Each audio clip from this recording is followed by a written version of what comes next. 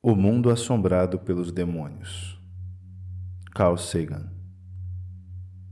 O homem na Lua e a face em Marte. Cada área da ciência tem o seu próprio complemento de pseudociência. Os geofísicos têm de se haver com terras chatas, terras ocas, terras com eixos loucamente oscilantes, continentes que emergem e afundam rapidamente, além de profetas de terremotos. Os botânicos têm plantas cuja ardente vida emocional pode ser monitorada com detectores de mentiras.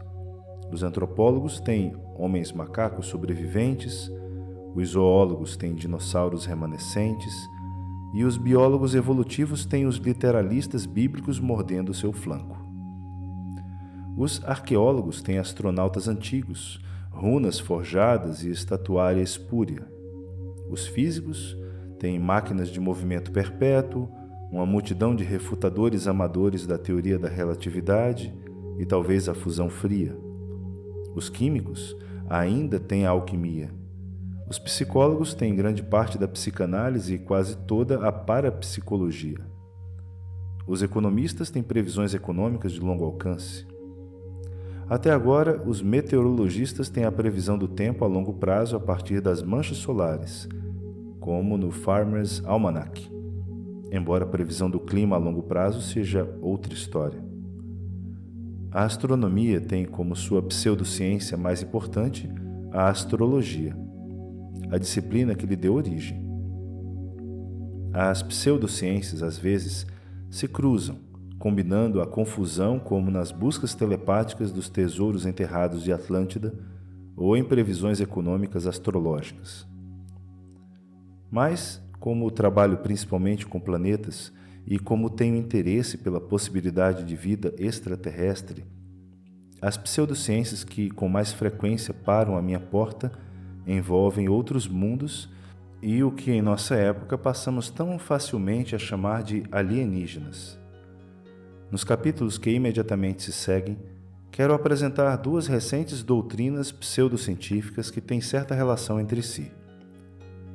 Elas compartilham a possibilidade de que as imperfeições cognitivas e perceptivas humanas contribuam para nos enganar sobre questões de grande importância. A primeira afirma que nas areias de Marte, uma gigantesca face de pedra de eras passadas fita sem expressão o céu. A segunda sustenta que seres alienígenas de mundos distantes visitam a Terra com impunidade fortuita. Mesmo quando resumidas tão grosseiramente, não é emocionante considerar essas proposições? E se essas antigas ideias de ficção científica, que certamente repercutem medos e desejos humanos profundos, realmente acontecessem? Quem pode deixar de se interessar? Imerso nesse material, até o cínico mais crasso se perturba. Temos certeza absoluta, nenhuma sombra de dúvida, de que podemos descartar essas proposições? E se os empedernidos desmascaradores de imposturas sentem esse apelo, o que não deveria sentir aqueles que desconhecem o ceticismo científico, como o Sr. Berkeley?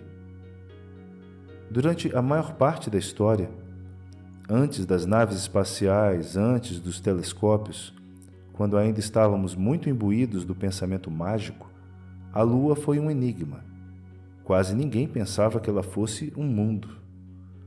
O que realmente vemos quando vislumbramos a Lua a olho nu? Percebemos uma configuração de marcas irregulares, brilhantes e escuras, que não é uma representação aproximada de nenhum objeto familiar.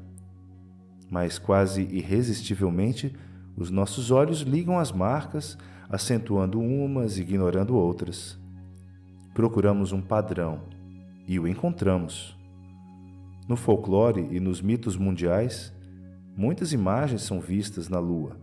Uma mulher tecendo, pés de loureiros, um elefante pulando de um penhasco, uma menina com um cesto nas costas, um coelho, as entranhas lunares derramadas pela superfície depois da evisceração praticada por um irritado pássaro incapaz de voar, uma mulher batendo um pano de padrão geométrico, um jaguar de 4 olhos, As pessoas de uma cultura têm dificuldade em compreender como essas coisas bizarras podem ser vistas pelos membros de outra.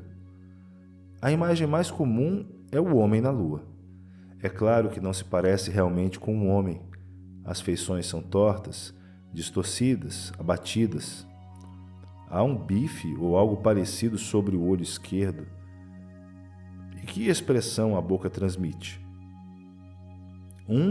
O de surpresa? Uma sugestão de tristeza, até de lamento? O reconhecimento pesaroso da labuta da vida sobre a terra? Certamente o rosto é redondo demais. Faltam as orelhas. Acho que é careca no topo. Ainda assim, toda vez que olho para a lua, vejo um rosto humano. O folclore mundial pinta a lua como algo prosaico. As gerações pré-Apolo contavam às crianças que a lua era feita de queijo de Minas. Isto é, fedorento. E por alguma razão essa caracterização não era considerada maravilhosa, mas hilária. Nos livros infantis e em caricaturas editoriais, o homem na lua é frequentemente desenhado apenas como um rosto num círculo, não muito diferente da gentil face feliz, feita com um par de pontos e um arco virado para cima. Suavemente ele observa as travessuras noturnas dos animais e das crianças, da faca e da colher. Considerem mais uma vez as duas categorias de terreno que reconhecemos quando examinamos a lua a olho nu: a testa, as bochechas e o queixo mais brilhantes, e os olhos e a boca mais escuros. Pelo telescópio, os trechos brilhantes revelam-se planaltos cobertos de crateras antigas, que remontam a quase 4,5 bilhões de anos. Como agora sabemos, pela datação radioativa das amostras recolhidas pelos astronautas da Apolo. As partes escuras são fluxos um pouco mais jovens de lava basáltica chamados maria, singular mare. Ambas as expressões vêm da palavra latina para oceano, embora a lua, como agora sabemos, seja seca como um osso. Os maria surgiram nos primeiros 100 milhões de anos da história lunar, em parte induzidos pelo impacto em alta velocidade de enormes asteroides e cometas. O olho direito é mare imbrium. O bife pendente sobre o olho esquerdo é a combinação de mare serenitatis e mare tranquillitatis, onde pousou a Apolo 11. E a boca aberta pelo centro é mare humorum. Nenhuma cratera pode ser percebida pela visão humana comum sem auxílio. O homem na Lua é, na verdade, o registro de catástrofes antigas, e a maioria aconteceu antes dos seres humanos, antes dos mamíferos, antes dos vertebrados, antes dos organismos multicelulares e provavelmente até antes que a vida surgisse na Terra. É uma vaidade característica de nossa espécie atribuir uma face humana à violência cósmica aleatória. Os humanos, como outros primatas, são um bando gregário. Gostamos da companhia uns dos outros. Somos mamíferos, e o cuidado dos pais com o filho é essencial para a continuação das linhas hereditárias. Os pais sorriem para a criança retribui o sorriso. E com isso, se forja ou se fortalece um laço.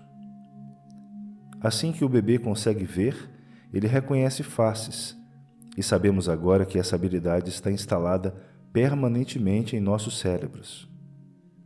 Os bebês, que há 1 milhão de anos eram incapazes de reconhecer um rosto, retribuíam menos sorrisos, eram menos inclinados a conquistar o coração dos pais e tinham menos chances de sobreviver. Nos dias de hoje, quase todos os bebês identificam rapidamente uma face humana e respondem com um sorriso bobo. Como um efeito colateral inadvertido, o mecanismo de reconhecimento de padrões em nossos cérebros é tão eficiente em descobrir uma face em meio a muitos outros pormenores que às vezes vemos faces onde não existem nenhuma. Reunimos pedaços desconectados de luz e sombra e inconscientemente tentamos ver uma face. O Homem na Lua é um desses resultados. O filme Blow Up, Depois daquele Beijo, de Michelangelo Antonioni, descreve outro. Há muitos exemplos mais. Às vezes, é uma formação geológica, como o Velho da Montanha no desfiladeiro de Franconia, New Hampshire. Em vez de algum agente sobrenatural ou de uma antiga civilização local que por outros indícios ainda não foi descoberta, reconhecemos que essa formação é o produto da erosão e colapso de uma face de rocha. De qualquer modo, já não se parece muito com o rosto. Existe a cabeça do diabo na Carolina do Norte, a rocha da Esfinge em Wastwater, Inglaterra, a Velha na França, a rocha Vartan na Armênia. Às vezes é uma mulher reclinada, como o Monte Ixtatuatli, no México. Às vezes são outras partes do corpo, como as grandes tetas em Wyoming. Trata-se, para quem vê do oeste, de um par de picos de montanha que recebeu esse nome dos exploradores franceses. Na realidade, são 3. Às vezes são padrões mutáveis nas nuvens. Na Espanha do final da Idade Média e da Renascença, as visões da Virgem Maria eram, entre aspas, confirmadas por pessoas que viam santos nas formas das nuvens. Ao zarpar de Suva, nas Ilhas Fiji, vi certa vez a cabeça de um monstro verdadeiramente aterrador, as mandíbulas abertas, numa nuvem de tempestade. De vez em quando, um legume, uma disposição de sementes silvestres ou o couro de uma vaca parece uma face humana. Houve uma famosa berinjela que se parecia muitíssimo com Richard Nixon. O que devemos deduzir desse fato? Intervenção divina ou extraterrestre? Intromissão republicana na genética das berinjelas? Não. Reconhecemos que há muitas berinjelas no mundo e que, de posse de um grande número delas, mais cedo ou mais tarde, encontraremos uma que se assemelha à face humana, até mesmo a um rosto em particular. Quando o rosto é de uma personalidade religiosa, como por exemplo uma tortilha que parecia mostrar a face de Jesus, os crentes tendem rapidamente a deduzir a mão de Deus. Numa era mais cética, eles anseiam por ver a sua certeza renovada. Mesmo assim, parece improvável que um milagre seja produzido num meio tão evanescente.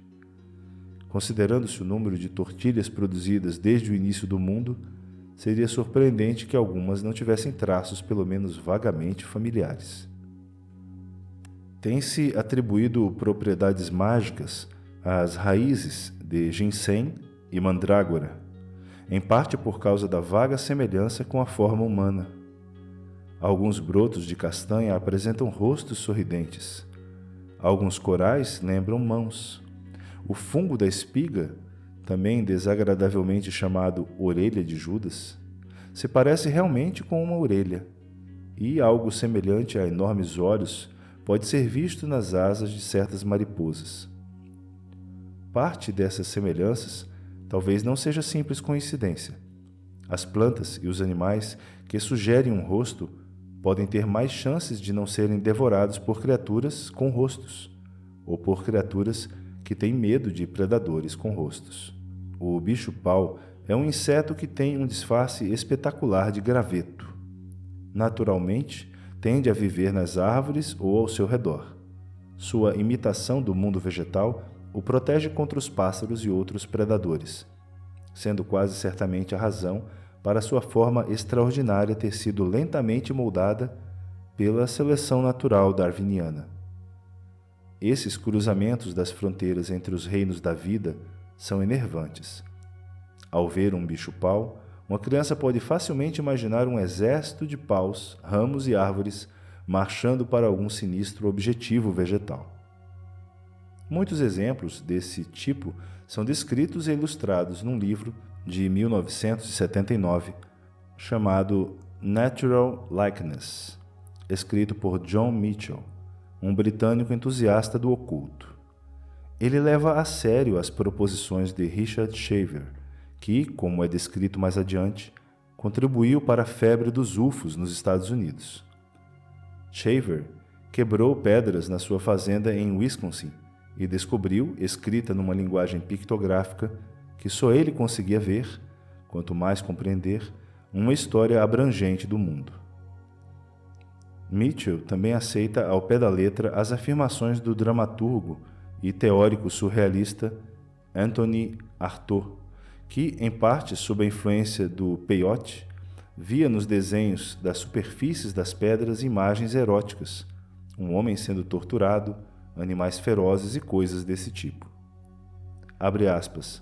Toda a paisagem se revelava, fecha aspas, diz Mitchell, como a criação de um único pensamento. Mas uma pergunta-chave. Esse pensamento estava dentro ou fora da mente de Artaud? Ele concluía, e Mitchell concorda, que os padrões visíveis nas pedras eram obras de antigas civilizações, nada tendo a ver com o seu estado de consciência alterado, induzido em parte pelos alucinógenos. Quando Artaud voltou do México para a Europa, foi diagnosticado como louco. Mitchell denigre a perspectiva materialista que acolheu os padrões de Artaud com ceticismo. Mitchell nos mostra em uma fotografia do Sol, tirada à luz de raio-x, que parece vagamente uma face, e nos informa que os discípulos de Gurdjieff veem o rosto de seu mestre, na coroa solar. Inúmeras faces em árvores, montanhas e penedos por todo o mundo são tidas como produto da sabedoria antiga. Talvez algumas sejam. É uma boa brincadeira, bem como um símbolo religioso tentador, empilhar pedras para que, de longe, pareçam um rosto gigantesco.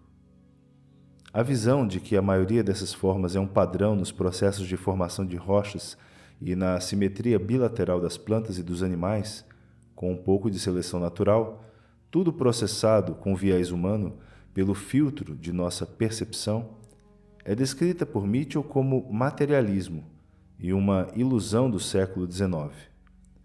Condicionada pelas crenças racionalistas, a nossa visão de mundo é mais opaca e mais confinada do que a pretendida pela natureza.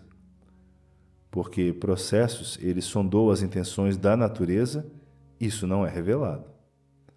Quanto às imagens que apresenta, Mitchell conclui que o seu mistério permanece essencialmente intacto, uma constante fonte de deslumbramento, encanto e especulação. Só o que sabemos com certeza é que a natureza as criou e, ao mesmo tempo, nos deu os meios para percebê-las e a inteligência para apreciar seu interminável fascínio. Para nosso melhor proveito e prazer, elas deveriam ser vistas conforme a natureza desejou, com o olhar da inocência, sem as nuvens das teorias e dos preconceitos, com a visão múltipla, inata em todos nós, que enriquece e dignifica a vida humana, e não com a cultivada visão unilateral dos insípidos e dogmáticos. Talvez a afirmativa espúria mais famosa e prodigiosa diga respeito aos canais de Marte. Observados pela primeira vez em 1877, foram aparentemente confirmados por uma série de astrônomos profissionais dedicados que os viram por meio de grandes telescópios em todo o mundo. Relatou-se a existência de uma rede de linhas retas simples e duplas, entrecruzando-se pela superfície marciana, e com uma regularidade geométrica tão fantástica que só podiam ter origem inteligente. Tiraram-se conclusões imaginativas sobre um planeta crestado e moribundo, povoado por uma civilização técnica mais antiga e mais sábia que se dedicava à conservação dos recursos hídricos. Centenas de canais foram mapeados e nomeados, mas, estranhamente, eles evitavam aparecer nas fotografias. Sugeriu-se que o olho humano podia se lembrar dos breves instantes de transparência atmosférica perfeita, enquanto a lâmina fotográfica indiscriminadora igualava os poucos momentos claros aos muito distintos. Alguns astrônomos viam os canais. Muitos não conseguiam ver. Talvez certos observadores tivessem mais talento para ver os canais. Ou talvez toda a história fosse algum tipo de engano perceptivo. Grande parte da ideia de Marte ser uma morada da vida, bem como a predominância dos marcianos na ficção popular, deriva dos canais. Eu próprio cresci mergulhado nessa literatura e quando me vi desempenhando a função de experimentador na missão Mariner 9 a Marte, a primeira nave espacial a entrar em órbita ao redor do planeta vermelho, estava naturalmente interessado em conhecer as circunstâncias reais. Com o Mariner 9 e com o Viking, fomos capazes de mapear o planeta de polo a polo, detectando configurações centenas de vezes menores do que as mais nítidas que se podiam ver da Terra. Não descobri, o que não me surpreendeu muito, nenhum sinal de canais. Havia algumas configurações mais ou menos lineares que tinham sido avistadas pelo telescópio. Por exemplo, um Rift Valley de 5.000 quilômetros que teria sido difícil deixar de ver. Mas as centenas de canais clássicos que transportavam água das calotas polares pelos desertos áridos até as cidades equatoriais crestadas simplesmente não existiam. Eram uma ilusão, uma disfunção da combinação mão-olho-cérebro, humanos, no limite da resolução, quando olhamos por uma atmosfera instável e turbulenta. Mesmo cientistas profissionais, inclusive astrônomos famosos, que fizeram outras descobertas já confirmadas e até agora justamente celebradas, podem cometer erros graves, até profundos, de reconhecimento de padrão. Sobretudo quando as implicações do que pensamos estar vendo parecem profundas. Podemos não exercer a autodisciplina e a autocrítica adequadas. O mito dos canais marcianos constitui um alerta importante. Quanto aos canais, as missões das naves espaciais forneceram um meio de corrigir os equívocos. Mas é também verdade que algumas das afirmações mais obsessivas de padrões inesperados nascem da pesquisa realizada pelas naves espaciais. No começo dos anos 60, eu insistia para que prestássemos atenção à possibilidade de descobrir artefatos de civilizações antigas, quer os que fossem nativos em um dado mundo, quer os que fossem construídos por visitantes de outro lugar. Não imaginava que isso seria fácil ou provável, e com certeza não sugeri que, numa questão tão importante, valesse a pena considerar o que não fosse evidência sólida. A partir do relatório imaginativo de John Glenn, informando sobre a existência de vagalumes ao redor de sua cápsula espacial, toda vez que um astronauta dizia ver algo que não era imediatamente compreendido, havia aqueles que deduziam tratar-se de, entre aspas, alienígenas. As explicações prosaicas, como por exemplo, partículas de tinta soltando-se da nave no meio do ambiente espacial, eram descartadas com menosprezo. A sedução do maravilhoso embota nossas faculdades críticas, como se não bastasse a maravilha de um homem tornar-se lua. Perto da época dos pousos lunares da Apolo, muitos leigos, donos de pequenos telescópios, fanáticos por discos voadores, autores de textos para revistas aeroespaciais, examinavam com atenção as fotografias da missão à procura de anomalias que os cientistas e os astronautas da NASA tinham deixado de ver. Logo havia registro de letras latinas e numerais arábicos gigantescos inscritos na superfície lunar, pirâmides, rodovias, cruzes, ufos brilhantes. Falou-se de pontes sobre a Lua, antenas de rádio, trilhas de enormes tratores e devastação provocada por máquinas capazes de partir crateras ao meio. Porém, cada uma dessas afirmações se referia de fato a uma formação geológica natural da Lua, mal interpretada pelos analistas amadores, reflexos internos na ótica das câmeras Hasselblad dos astronautas e coisas desse tipo.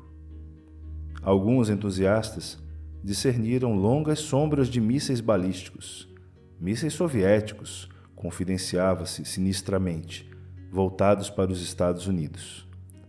Os foguetes, também descritos como obeliscos, eram morros baixos que projetam longas sombras quando o Sol está perto do horizonte lunar. Um pouco de trigonometria dissipa a miragem. Essas experiências nos dão um aviso pertinente. No caso de um terreno complexo esculpido por processos desconhecidos, os amadores, e às vezes até os profissionais, podem se ver em apuros ao examinar fotografias, especialmente perto do limite de resolução. Suas esperanças e medos, a emoção de possíveis descobertas de grande importância, podem dominar a habitual abordagem cética e cautelosa da ciência. Se examinarmos as imagens da superfície de Vênus, de que dispomos, de vez em quando se apresenta aos nossos olhos uma forma de relevo peculiar, como, por exemplo, um retrato tosco de Joseph Stalin, descoberto por geólogos norte-americanos que analisavam as imagens do radar orbital soviético. Ninguém sustenta, imagino, que stalinistas inconformados tivessem adulterado as fitas magnéticas, nem que os antigos soviéticos estivessem envolvidos com atividades de engenharia em escala sem precedentes, e até então não reveladas sobre a superfície de Vênus, onde toda nave espacial é torrada 1 ou 2 horas depois do pouso. É esmagadora a probabilidade de essa configuração, seja o que for, ter sido causada pela geologia. O mesmo vale para o que parece ser um retrato do coelho Pernalonga, personagem de desenho animado, na lua Ariel de Urano. Uma imagem de Titã obtida pelo telescópio espacial Hubble em infravermelho próximo mostra nuvens que, grosseiramente, configuram um rosto sorridente do tamanho de um mundo. Todo cientista planetário tem seu exemplo favorito. A astronomia da Via Láctea também é repleta de semelhanças imaginadas. Por exemplo, as nebulosas da cabeça de cavalo, do esquimó, da coruja, do homúnculo, da tarântula e da América do Norte, todas nuvens de gás e poeira iluminadas por estrelas brilhantes e todas numa escala que eclipsa o nosso sistema solar. Quando os astrônomos mapearam a distribuição das galáxias, até uns 100 milhões de anos-luz, viram-se delineando uma forma humana grosseira, que tem sido chamada de o homem tracejado. A configuração é compreendida como uma figura semelhante a enormes bolhas de sabão adjacentes, sendo as galáxias formadas na superfície das bolhas adjacentes e quase inexistindo nos interiores. Isso torna muito provável que elas delineiem um padrão com simetria bilateral, algo parecido com a figura de um homem traçada apenas com linhas. Marte é muito mais clemente que Vênus, embora as naves Viking que pousaram no planeta não tenham fornecido nenhuma evidência convincente de vida.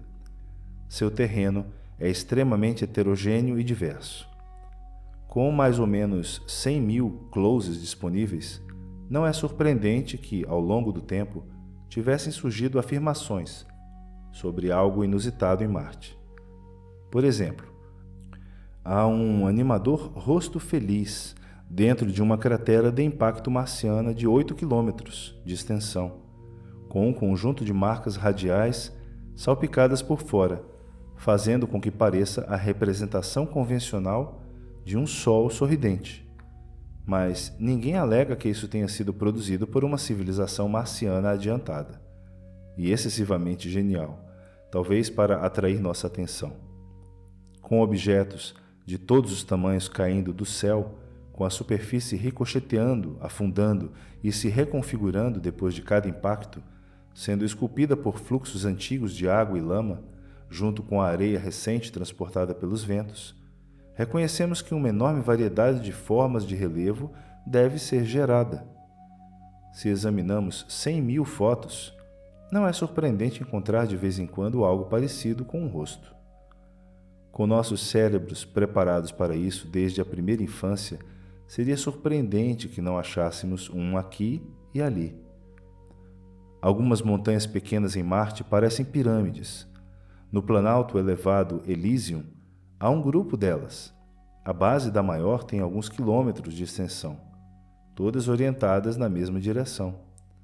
Há um quê de mistério sobre essas pirâmides no deserto, que lembram o planalto de Gizé, no Egito. E eu gostaria muito de examiná-las mais de perto. Porém, é razoável deduzir a existência de faraós marcianos? Em miniatura, também se conhecem configurações semelhantes na Terra, especialmente na Antártida. Algumas delas chegam à altura de nossos joelhos. Se nada soubéssemos a seu respeito, seria razoável concluir que foram fabricadas por egípcios minúsculos que viviam nas crateras da Antártida? A hipótese se adapta vagamente às observações, mas muitos outros dados que conhecemos sobre o meio ambiente polar e a fisiologia dos seres humanos a contradizem. São, na verdade, geradas pela erosão provocada pelo vento, o respingo de partículas finas levantadas por ventos fortes que sopram sobretudo na mesma direção e que, com o tempo, esculpem pirâmides primorosamente simétricas, no que outrora eram cômoros irregulares. São chamados Decanters, de uma palavra alemã que significa 3 lados. Isso é ordem gerada no caos por processos naturais, algo que encontramos repetidamente por todo o universo. Nas galáxias espirais em rotação, por exemplo, cada vez que isso acontece, somos tentados a imaginar a intervenção direta de um Criador. Em Marte, há evidência de ventos muito mais violentos do que os já experimentados na Terra, chegando até a metade da velocidade do som. As tempestades de areia por todo o planeta são comuns, transportando grãos finos de areia, um constante tamborilar de partículas que se movem muito mais rápido do que nos piores vendavais da Terra, deve provocar profundas mudanças nas faces das rochas e nas formas de relevo ao longo das eras geológicas. Não seria muito mais surpreendente que os processos eólicos esculpissem algumas configurações, até mesmo as enormes, criando as formas piramidais que vemos. Há um lugar em Marte chamado Sidônia, onde um grande rosto de pedra, com 1 quilômetro de extensão, fita o céu sem piscar. Não é um rosto amistoso, mas parece reconhecivelmente humano. Em algumas representações, poderia ter sido esculpido por Praxíteles. Está situado numa paisagem onde muitos morros baixos apresentam formas estranhas, tendo sido moldados talvez por uma mistura de antigos fluxos de lama e subsequente erosão eólica. Pelo número de crateras de impacto, o terreno circundante parece ter pelo menos centenas de milhões de anos. Intermitentemente, a face tem atraído atenção, tanto nos Estados Unidos como na antiga União Soviética. A manchete de 20 de novembro de 1984, no Weekly World News, um tabloide de supermercado que não é famoso por sua integridade, dizia: afirmação surpreendente de cientista soviético. Templos em ruínas encontrados em Marte. Sonda espacial descobre vestígios de uma civilização de 50 mil anos. As revelações são atribuídas a uma fonte soviética anônima e descrevem num ritmo vertiginoso descobertas feitas por um veículo espacial soviético inexistente. Mas a história de A Face é quase inteiramente norte-americana. Foi descoberta por uma das sondas Viking, que entrou em órbita ao redor de Marte em 1976. Infelizmente, um funcionário do projeto descartou a configuração, considerando-a um truque de luz e sombra, o que inspirou mais tarde a acusação de que a NASA estaria encobrindo a descoberta do milênio. Alguns engenheiros especialistas em computação e outros, alguns deles empregados contratados pela NASA, trabalharam por sua própria conta para intensificar digitalmente a imagem. Talvez esperassem revelações assombrosas. Isso é permissível na ciência, até encorajado, desde que os padrões de evidência sejam elevados. Alguns deles foram bastante cautelosos e merecem elogios por ter desenvolvido o tema. Outros foram menos contidos, não só deduzindo que a face era de fato uma escultura monumental de um ser humano, mas afirmando terem encontrado por perto uma cidade com templos e fortificações. Tomando como base argumentos espúrios, um escritor anunciou que os monumentos tinham uma orientação astronômica específica, que não se aplicava, porém, ao momento atual, mas a 500 mil de anos atrás. Do que se concluía que as maravilhas sidonianas foram erigidas naquela época remota. Mas, nesse caso, como é que os construtores poderiam ter sido seres humanos? Há 500 mil de anos, os nossos antepassados estavam procurando dominar o emprego de ferramentas de pedra e do fogo. Eles não tinham naves espaciais. A face marciana é comparada a rostos semelhantes, construídos em civilizações na Terra. Eles miram o céu, porque estão olhando para Deus. Ou a face foi construída pelos sobreviventes de uma guerra interplanetária que deixou a superfície de Marte e da Lua marcada e devastada. O que causa todas essas crateras, afinal de contas? A face é a ruína de uma civilização humana há muito extinta? Os construtores eram originariamente da Terra ou de Marte? Ela poderia ter sido esculpida por visitantes interestelares numa breve parada em Marte? Foi deixada ali para que nós a descobríssemos? Eles também teriam vindo à Terra e dado origem à vida em nosso planeta? Ou pelo menos à vida humana? Fossem quem fossem, eram eles deuses? Uma especulação intensa é suscitada. Mais recentemente, tem-se afirmado que existe uma conexão entre os monumentos, entre aspas, em Marte e os círculos nas plantações na Terra, que suprimentos inesgotáveis de energia aguardam ser extraídos de antigas máquinas marcianas e que existe uma grande dissimulação da NASA para esconder a verdade do público norte-americano. Essas declarações vão muito além de uma simples especulação pouco cautelosa sobre formas de relevo enigmáticas. Em agosto de 1993, quando a nave espacial Mars Observer parou de funcionar a uma pequena distância de Marte, houve os que acusaram a NASA de simular o acidente para poder estudar a face, pormenorizadamente, sem ter de mostrar as imagens ao público. Se assim é, a charada é muito elaborada. Todos os especialistas em geomorfologia marciana nada sabem a respeito, e alguns de nós temos trabalhado muito para projetar novas missões a Marte que sejam menos vulneráveis à pane que destruiu a Mars Observer. Houve até um punhado de piquetes fora dos portões do laboratório de propulsão a jato, protestando contra esse suposto abuso de poder.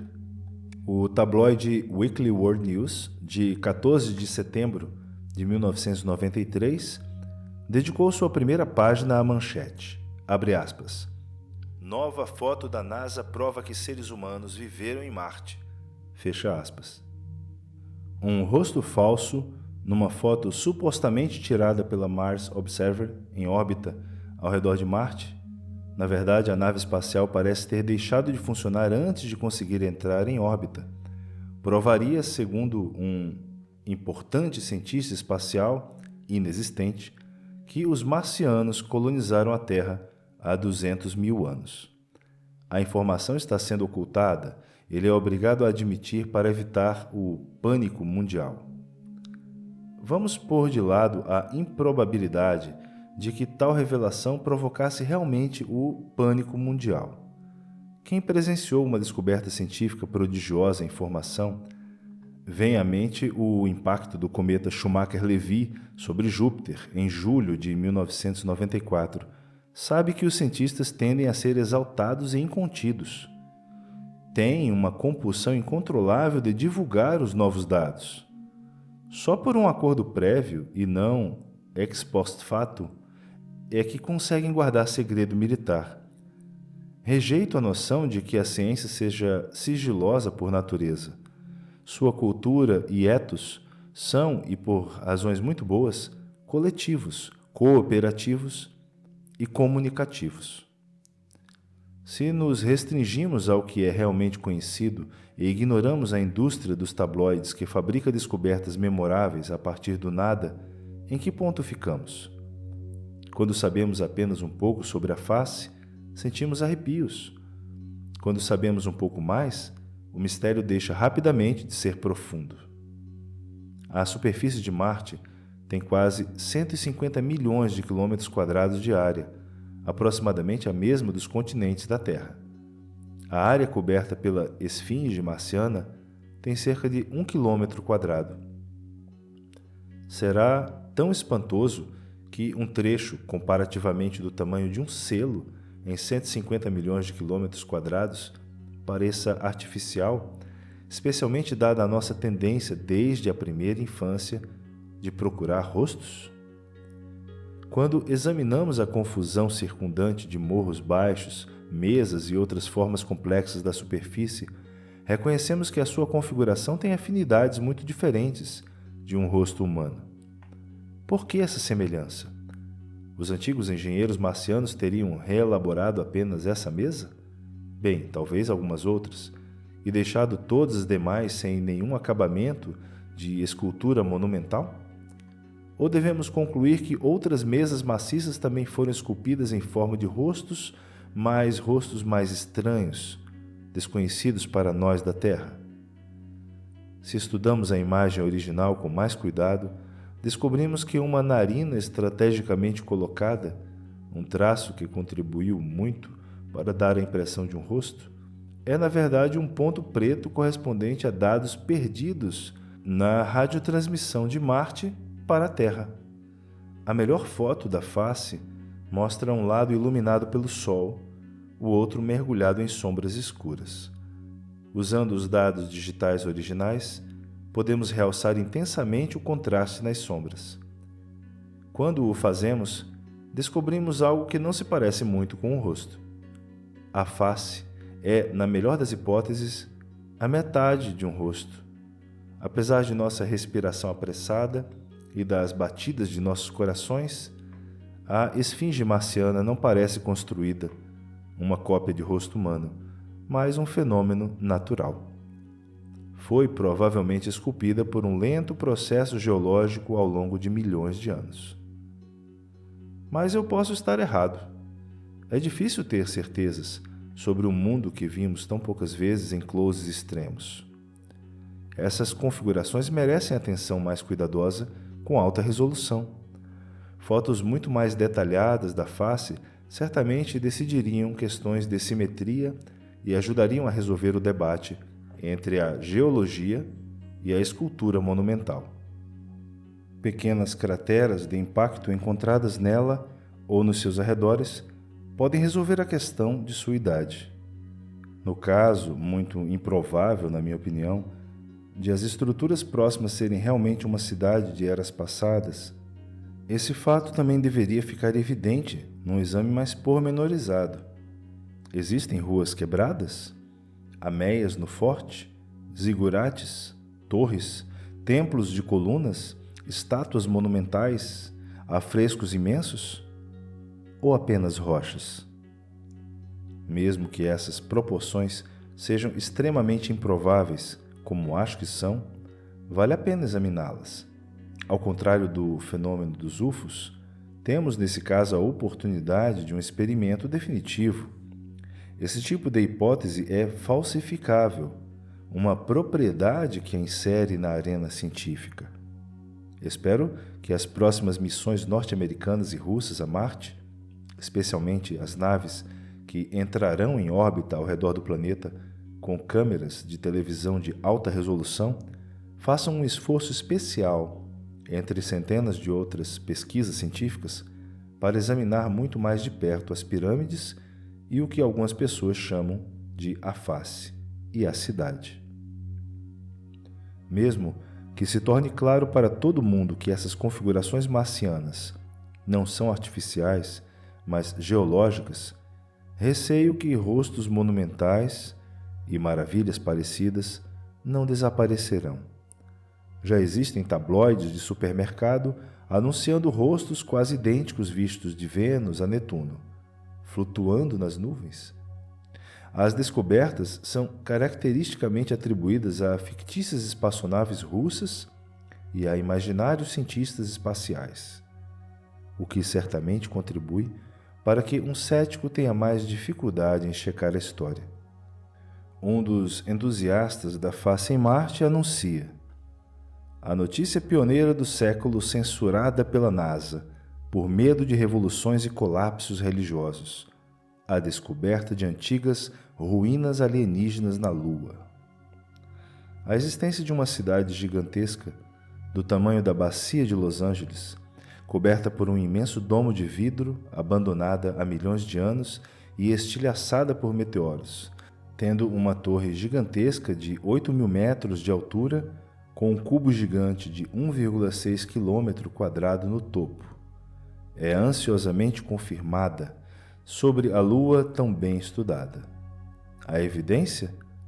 Fotos tiradas pelas missões robóticas e pela Apollo, cuja importância foi abafada pelo governo e negligenciada por todos aqueles cientistas lunares de muitos países que não trabalham para o governo. O número de 18 de agosto de 1992 do Weekly World News noticia a descoberta por um satélite secreto da NASA de milhares, talvez até milhões de vozes que emanam do buraco negro no centro da galáxia M51, todas cantando sem parar: glória, glória, glória a Deus nas alturas. Em inglês. Existe até a reportagem de um tabloide, totalmente ilustrada, embora as ilustrações sejam obscuras, de uma sonda espacial que fotografou Deus, ou pelo menos os seus olhos e a ponta de seu nariz, lá em cima, na nebulosa de Órion. O WWN de 20 de julho de 1993 exibe a manchete extraordinária: Clinton se encontra com JFK, junto com uma foto falsa de um John Kennedy abatido, plausivelmente envelhecido, sobrevivente da tentativa de assassinato numa cadeira de rodas em Camp David. Muitas páginas depois, somos informados sobre outro assunto de possível interesse. Em, abre aspas, Asteroides do Juízo Final, fecha aspas, um suposto documento altamente confidencial cita supostos cientistas de alta hierarquia sobre um suposto asteroide M167, que, supostamente, colidirá com a Terra em 11 de novembro de 1993, o que poderia significar o fim do mundo. Afirma-se que o presidente Clinton está sendo constantemente informado da posição e da velocidade do asteroide. Talvez tenha sido um dos itens que ele discutiu em seu encontro com o presidente Kennedy. De qualquer modo, o fato de que a Terra escapou dessa catástrofe não mereceu nem mesmo um parágrafo depois que o dia 11 de novembro de 1993 passou sem acontecimentos. Pelo menos, foi justificado o bom senso do responsável pelas manchetes de não sobrecarregar a primeira página com a notícia do fim do mundo. Alguns veem essas histórias apenas como brincadeira. Entretanto, vivemos numa época em que foi identificada a longo prazo uma ameaça estatística real de impacto de asteroides com a Terra. Esses dados da ciência verdadeira são certamente a inspiração, se for essa a palavra adequada, da história do WWN. As agências do governo estão estudando o que fazer a respeito. Histórias desse tipo tingem o assunto de exagero apocalíptico, contribuindo com sua extravagância para que o público tenha dificuldade em distinguir os perigos reais da ficção sensacionalista, ou até mesmo obstruindo nossa capacidade de tomar medidas de precaução para mitigar o perigo. Os tabloides são com frequência processados, às vezes por atores e atrizes que negam vigorosamente terem cometido atos abomináveis. E de vez em quando grandes somas de dinheiro trocam de mãos. Os tabloides devem considerar esses processos apenas como um dos custos de ter um negócio muito lucrativo. Em sua defesa, afirmam constantemente que estão à mercê de seus redatores e que não têm a responsabilidade de verificar a verdade do que publicam. Ao discutir as histórias que publicam, Saul Yvonne, o editor executivo do Weekly World News, diz, abre aspas, que eu saiba, poderiam ser o produto de imaginações ativas, mas como somos um tabloide, não temos que nos questionar por causa de uma história. Fecha aspas. O ceticismo não vende jornais. Redatores que abandonaram os tabloides descrevem as sessões, entre aspas, criativas, em que redatores e editores inventam histórias e manchetes fictícias. Quanto mais escandalosas, tanto melhor.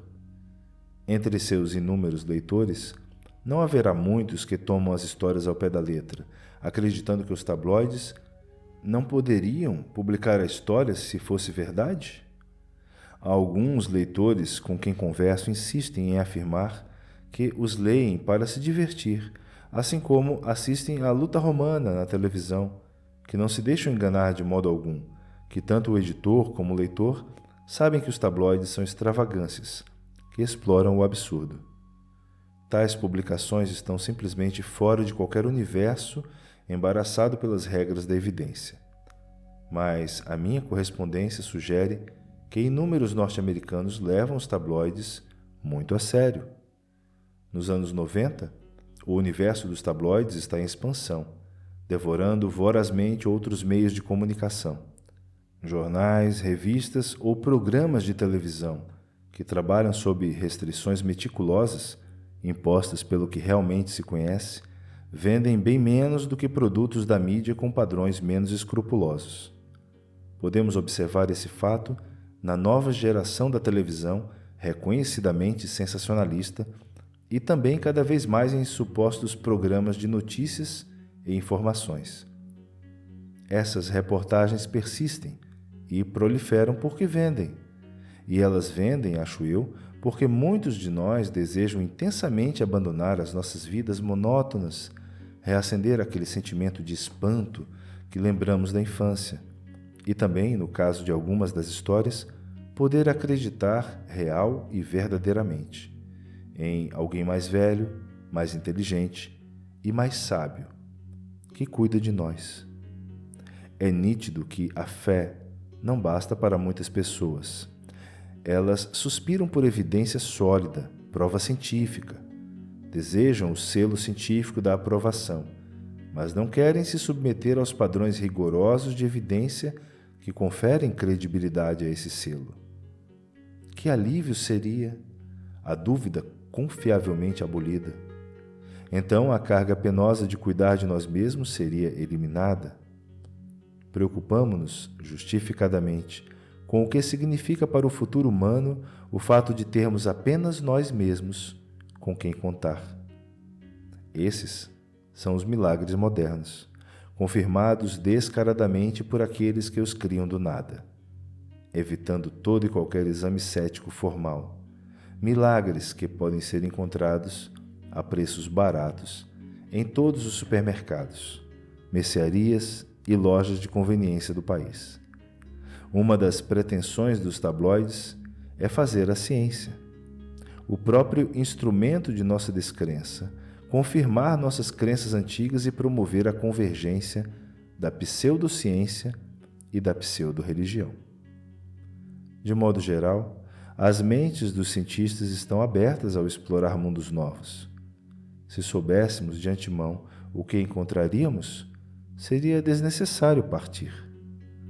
Nas futuras missões a Marte ou outros mundos fascinantes na nossa área da floresta cósmica, as surpresas, mesmo algumas de proporções míticas, são possíveis, talvez até prováveis, mas nós, humanos, temos um talento para nos enganar.